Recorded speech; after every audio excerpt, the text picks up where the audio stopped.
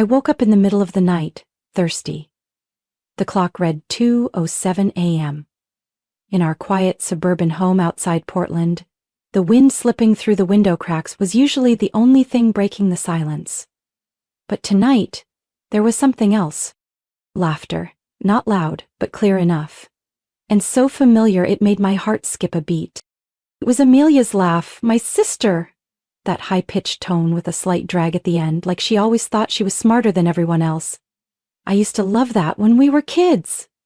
Now, it echoed from my kitchen in the dead of night, alongside a deeper voice I knew down to its very breath. Noah's. My husband. I wasn't trying to eavesdrop, but as I came down the stairs, I saw them, sitting side by side at the kitchen island, shoulders touching, eyes locked on Noah's phone. Amelia was wearing one of my t-shirts, hair tied up in a bun. She leaned toward him, one hand resting lightly on the counter as if they were watching something really amusing. Couldn't sleep? Noah looked up when he saw me and quickly flipped his phone face down on the table. I looked at them both. Amelia blinked rapidly, then stood up with a forced smile. Noah continued, trying to sound casual. She's helping me double-check some work stuff, a few data errors. Data? At 2 a.m? With an elementary school teacher? I walked over, grabbed a glass, turned on the faucet. My hand touched the glass pitcher. It was cool, but my palm burned like I'd just grabbed a stovetop. Amelia stepped back slightly, leaning against the counter, avoiding eye contact. I heard her take a shallow breath as if she was about to say something, but didn't. Noah just stood there, hand on his phone, thumb tapping like someone deep in calculation. I poured water, took a small sip. As I turned to leave, my legs suddenly felt heavy. The staircase stretched longer than usual. On the 4th step, my hand trembled, spilling half the glass onto the carpet. Amelia had moved in with us 3 weeks earlier. After breaking up with her ex, Lucas, she'd fallen apart, crying every night, not eating, unable to sleep. I was the one who said, "Come stay with me as long as you need." I had no idea that sentence would be the first cut, opening a wound much deeper than I could imagine. In bed, I lay beside Noah, my back to him. He came in nearly an hour later, lifting the blanket gently, slipping in like nothing had happened, his familiar soap mixed with a scent of cologne I didn't remember ever wearing. I closed my eyes and pretended to sleep. My chest felt as heavy as stone. I used to believe an 8-year marriage meant something solid. I used to think that if anyone understood Noah best, it was me. I used to believe that blood ties, like with Amelia, would never cross certain lines.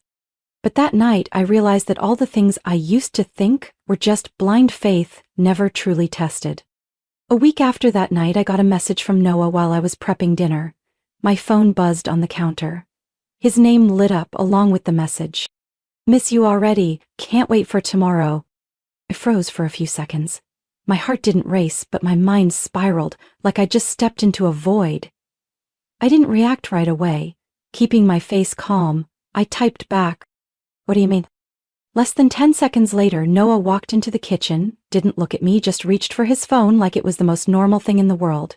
He picked it up, glanced at the screen, then furrowed his brow. "Ah, wrong message. That was for the work group. I'm talking to Jamie about the Seattle project." Jamie, Denia's male assistant, was not someone who used "miss you" in any context. I didn't need to ask more to know how fake that was. Still, I nodded. Still the understanding wife, the kind one, not making a scene. Because I was beginning to realize if I kept asking, they'd keep lying. And if I wanted the truth, I had to stay silent. 3 days later was our 8th wedding anniversary. I'd made a reservation 2 weeks in advance at the restaurant we'd first visited during our trip to Santa Barbara. I wore a navy silk dress that Noah once said was sexy but elegant. He showed up 25 minutes late. No text, no call. When he sat down, his shirt still smelled like cigarettes, even though Noah hated smoking. He didn't explain, didn't apologize. "You look beautiful tonight," he said, but didn't look at me when he said it. I tried to keep things light, reminisced about old stories, funny memories, but Noah only offered faint smiles. When dessert was served, he set down his silverware and said, "I think I need some space." I put my glass down. "Space?" He nodded. "I feel like I haven't really found myself. Everything's happened too fast. Marriage, the house, work. I'm not sure this is where I want to stay forever. You're not sure, I repeated, quietly but clearly.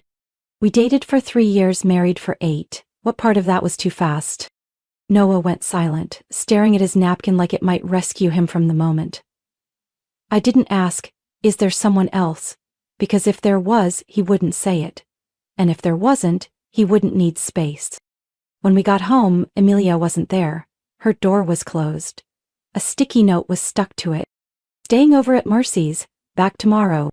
I took it down, folded it in half, and placed it in the nightstand drawer, next to the growing pile of small things that now smelled like lies. A week later, I went shopping with Emilia. She was unusually cheerful, trying on dress after dress she'd once called too mature or unflattering. Then she walked out of the fitting room in a red bodycon dress, backless, the fabric hugging every curve, designed to be noticed. I watched her through the large mirror in the middle of the store. Her eyes passed over me, then locked onto her own reflection. Her lips curled into a slow, deliberate smile. What do you think? A bit bold, but gorgeous, right? I gave a small nod. Gorgeous. Just Noah's type. She didn't blink, just turned to check the back of the dress in the mirror, like my comment was nothing but a breeze. But I saw it. A slight pause at her lips. Like she forgot I was still here. That night, when Noah got home, I casually brought it up. Emilia bought a pretty striking red dress, I said. The kind you liked from that fashion show in San Francisco. Noah glanced at me, then replied in an even tone. I don't remember that. Not a single blink, not a single twitch of tension. I gave a small nod, masking the storm inside. But in my mind, I'd already started making a list of the small, scattered things slowly weaving into something much bigger. Elizabeth gritted her teeth, bracing herself for something. She unleashed a nasty, doomsday-esque shock, something that could destroy everything. After Noah left for work, I went into the bathroom. On the sink next to the toothpaste was a small silver earring with a pearl. It wasn't mine. I don't wear hoop earrings. And I was certain Emilia didn't own a pair like that either. I picked it up, turned it under the light. It was still new, spotless, without a single scratch, as if it had just been taken off a few hours earlier. I cleaned the bathroom every weekend, down to each drawer. There was no way it had fallen there earlier, like Noah would later try to say. I placed the earring back exactly where I found it, as if I hadn't seen it, but in my mind a question appeared, clear as if someone had written it in red ink on the bathroom mirror. When was she here? That afternoon I came home earlier than usual. I told Emilia I had a late meeting, then quietly turned the car around right after leaving the house. I parked 2 blocks away and walked back like a shadow. When I unlocked the door with the spare key, I heard jazz music coming from the living room, a song I had never heard Noah play before. No one was in the living room. I quickly went upstairs. The master bedroom door was slightly ajar. Inside, I heard Emilia's voice. Soft, but every word was clear. I hate doing this. I don't want to hide anymore, especially not on her bed. My heart clenched like it was being crushed. Then Noah responded, his voice low and heavy. I know, but she doesn't notice anything. You saw it too. She trusts both of us. I stepped back, quietly, deliberately. Then I headed downstairs, grabbed my bag and car keys, and walked out the door, like a thief in my own home. That night, I booked a room at a small hotel near downtown Portland. Not luxurious, but quiet enough. I lay still, eyes wide open, staring at the empty ceiling. Around 1 a.m. I sat up and wrote in my notebook. Don't react, observe.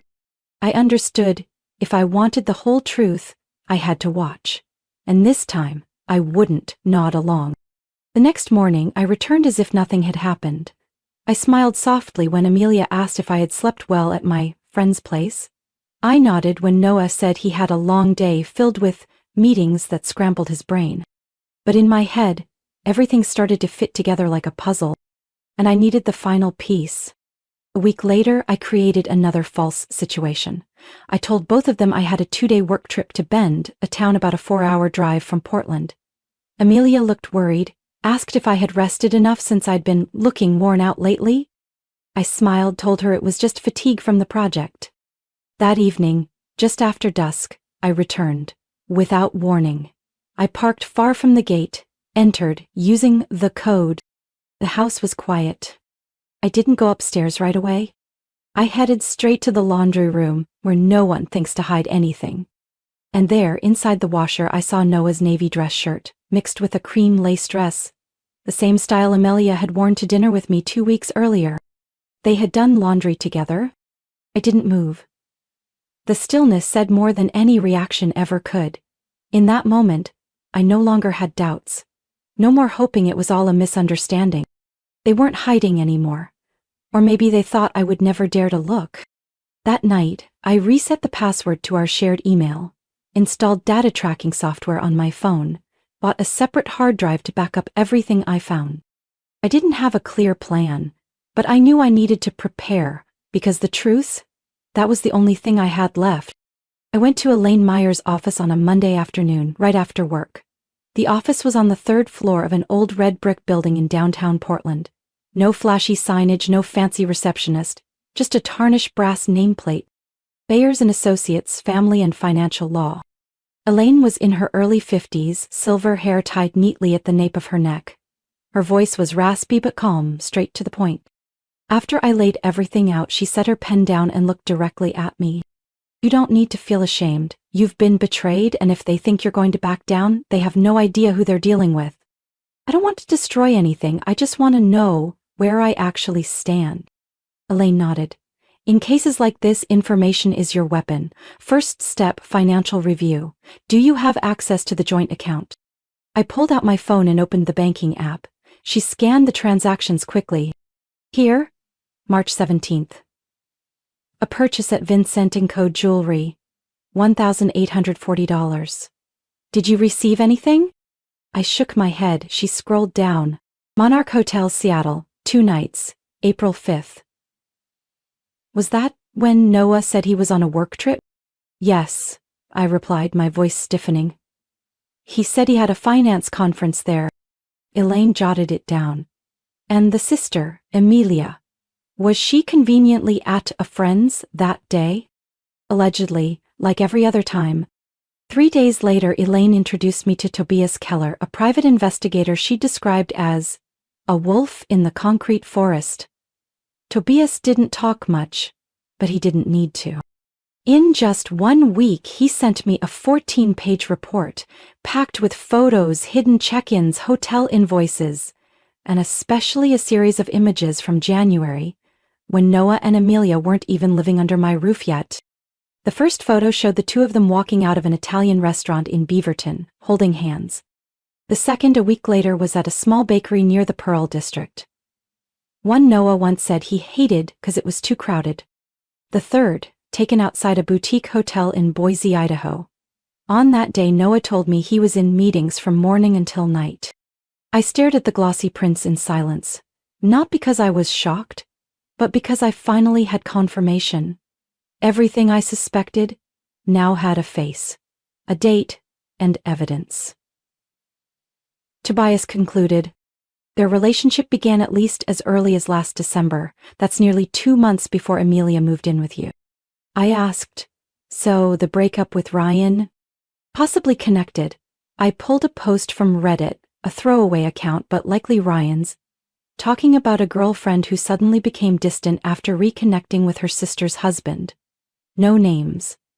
But the timeline matches. I felt a chill down my spine. Amelia once cried on my shoulder, saying Lucas, her boyfriend's real name, was selfish and controlling. The final puzzle piece appeared when Elaine showed me a payment receipt from Emerald Spa and Wellness, the most luxurious spa center in Portland. The transaction was dated April 28th, the exact day Noah claimed he was flying to Texas for a conference. The detail that stood out, the bill was paid using a secondary credit card under my name, a card I had never used but one Noah kept. Service: couple massage. Premium therapy package. Private suite with wine service. Total, $820. I couldn't even force a smile. Elaine slid the file toward me. We have enough. Proof of infidelity. financial abuse, hidden expenses. We could even pursue fraud charges if needed. Noah sat across from me in the living room, his face trying to stay composed, but his eyes couldn't meet mine. Amelia stood behind him, loosely holding a tea towel, as if she didn't know what to do with her hands.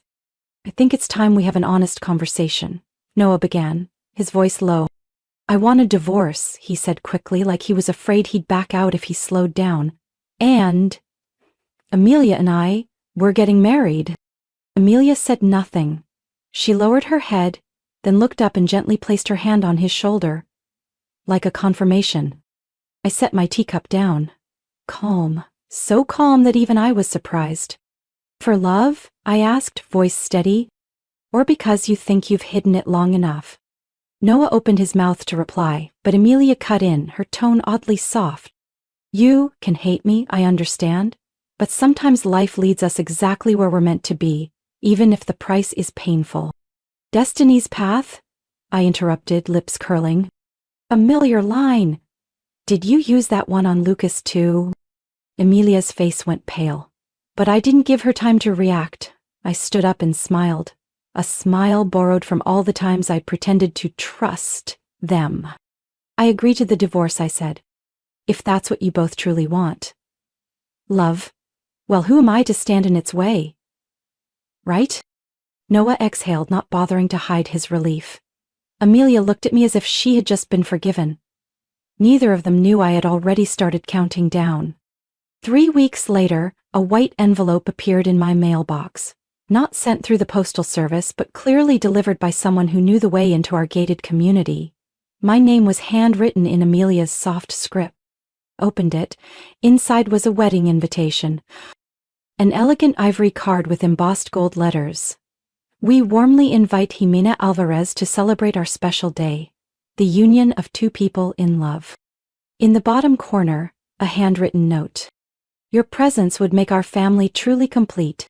They shattered my marriage, replaced my sister with a stranger, erased 10 years of my life, and dared to call that a family? That evening, Amelia also sent me a private message. "No matter what happened, you've always been the most important person in my life. I don't want to lose you forever." The next day, I scheduled a private meeting with Diana Alvarez, Noah's mother. She was the only one in his family I had always respected. No pretenses, no meddling, just quiet observation and a strong sense of right and wrong. She opened the door and hugged me tightly, just like every time before, though I saw a flicker of worry in her eyes. "What's going on, sweetheart?" she asked as we sat at her cozy kitchen table. I didn't answer right away. I opened my bag and pulled out the printed file, photos Tobias had sent, credit card statements, hotel receipts, and a copy of the wedding invitation. Diana silently flipped through each page.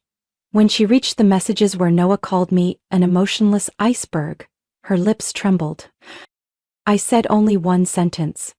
"I'm not here to beg. I just wanted you to know the truth before they tell it their way." A long silence. Then she gave a faint nod and pushed the file back toward me. "I'm the one who holds the final approval for family assets, including the lake house in Cannon Beach where they want to hold the wedding. I won't stop them from marrying," she said slowly. "But I won't let that place become a stage for a betrayal I cannot forgive." That evening, I wrote their names on the front of another envelope, Noah and Amelia, for the beginning. Not as a blessing, but so they would remember that every beginning built on deceit comes with a cost. The wedding was held on a softly lit Saturday afternoon at Briarcrest Country Club, the venue Amelia once called Plan B. After being denied use of the family estate at Cannon Beach, they turned to a different upscale location. Not seaside, but still flashy enough to impress. The invitation read, "Reception begins at 7 p.m. We kindly ask guests to arrive on time to join us for an evening of warmth, joy, and unforgettable memories." I didn't attend, but I knew every detail: the flower colors, guest list, table layout, speech schedule, all documented through the caterer, the videographer, a former friend who once stood by me and now quietly watched. At 7 p.m., Amelia appeared in an off-shoulder white wedding gown, rumored to be a custom design from a high-end boutique in Seattle. At 7:45, dinner began. Each table was served red wine, the air thick with glamour and self-congratulation. At 8:25, right on schedule, a delivery man in a black suit walked in. He carried a leather briefcase, inside which was a thick file elegantly bound and placed in a wooden box. Each table received one copy. The cover read, "Noah and Amelia, the truth behind a love story." Inside, photos of the two holding hands, taken before I ever knew what they truly were to each other. Credit card statements showing exact dates, times, and locations, hotels, spas, jewelry stores. Messages between them where Amelia called me the pathetic shadow, and Noah wrote, "Jimena would never dare react." Their lie-by-lie strategy for faking business trips. And a screenshot of Amelia saying she'll end up congratulating us, it's in her blood to be weak. No hateful words, no insults from me. Just the truth, raw and undeniable. At 8:33 p.m., I got the first message from an old friend. "What did you do? Claire just ran out of the hall, everyone's in shock." At 8:37 p.m., a video started going viral on TikTok and YouTube. An anonymous guest had recorded people opening the file, reading frantically, then turning in unison toward the bride and groom's table.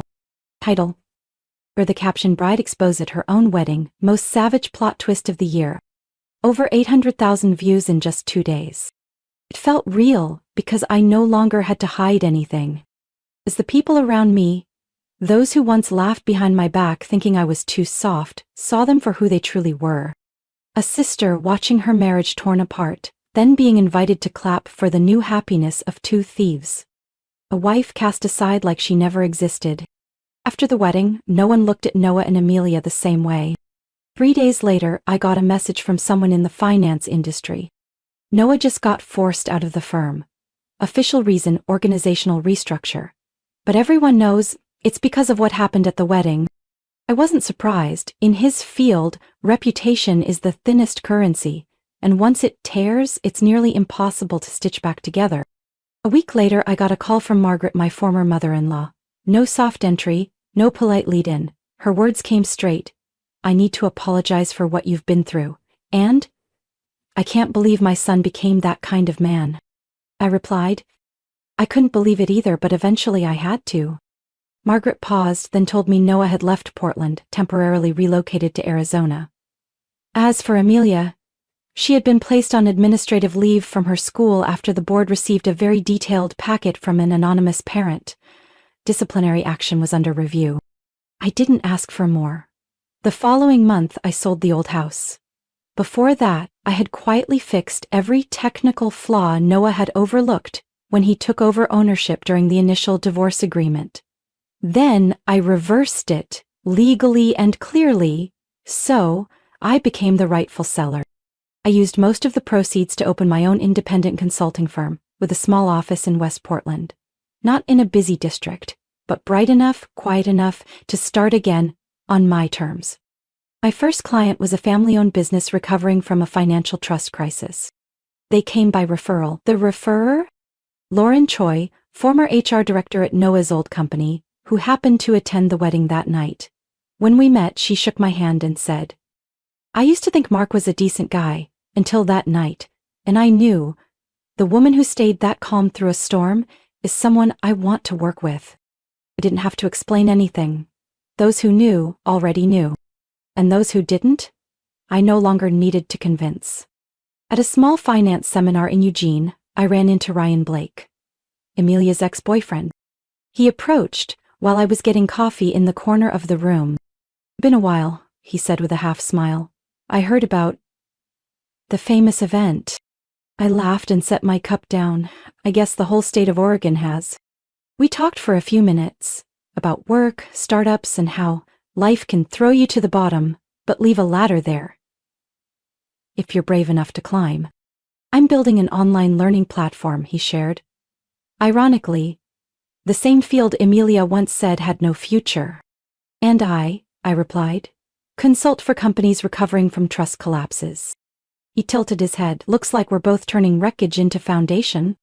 We didn't start dating, but a few weeks later he invited me to lunch. There were no expectations between us, just two people once broken quietly sharing space and understanding. That night, I walked along the Willamette River.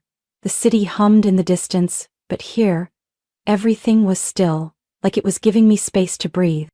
I used to think I wanted to forget it all, the lies, the silent betrayals, the cold dinners beside someone who'd already left me in his heart.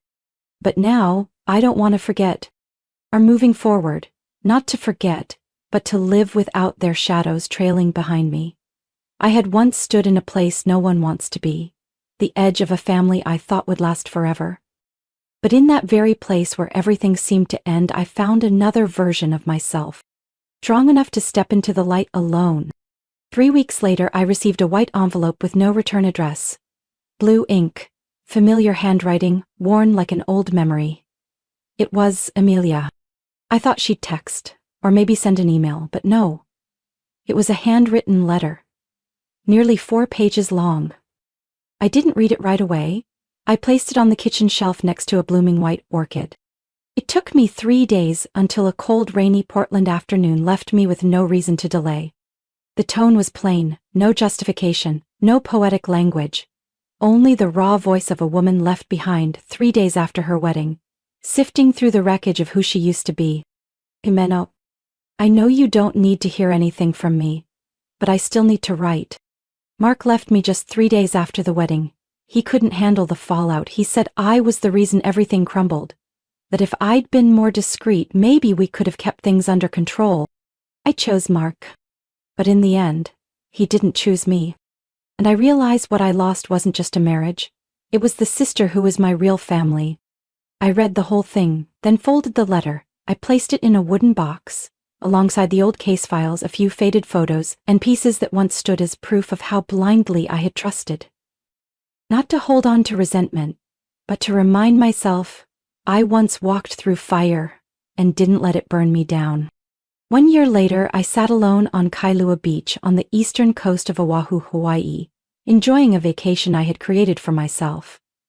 The ocean breeze was salty, the scent of plumeria floated lightly in the air, and the warm sun spread gently across my skin. I was reading a book, sipping iced coffee, and waiting for a new friend to arrive for lunch, a female partner I'd met during a recent business consultation, who also happened to be divorced after a controlling marriage. We had once laughed when we realized we shared the same lawyer. This new life isn't loud, it's not flashy, but I have clients, steady income, and genuine relationships, no manipulation, no hidden agendas. And most importantly, I have myself back. No one calls me Noah's wife anymore. No one compares me to the beautiful magnetic younger sister. Occasionally, I still hear bits and pieces. That Noah moved to Colorado, now working at a smaller firm. No one's sure how many old connections he's managed to keep. That Amelia is living with a distant aunt in Spokane, working part-time as an admin assistant at a dental office. They're no longer together. I'm not curious, not glad, not regretful. The truth is, they no longer have access to me. The best revenge isn't making someone hurt. It's living a life they can no longer touch, a life they can't distort, can't invade. A life I chose, built, and walked forward in, head high, step by step. Some wounds don't need to be seen to be deep. My story isn't about betrayal. It's about how a woman stood up after her world collapsed.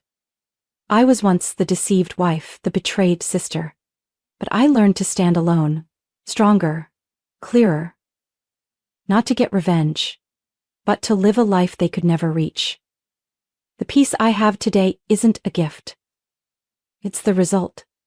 And I claimed it myself. What do you think about Jimena's choice? Was she too cold? Or was this the only way to rise again? Share your thoughts in the comments, and don't forget to follow the channel for more powerful family stories to come.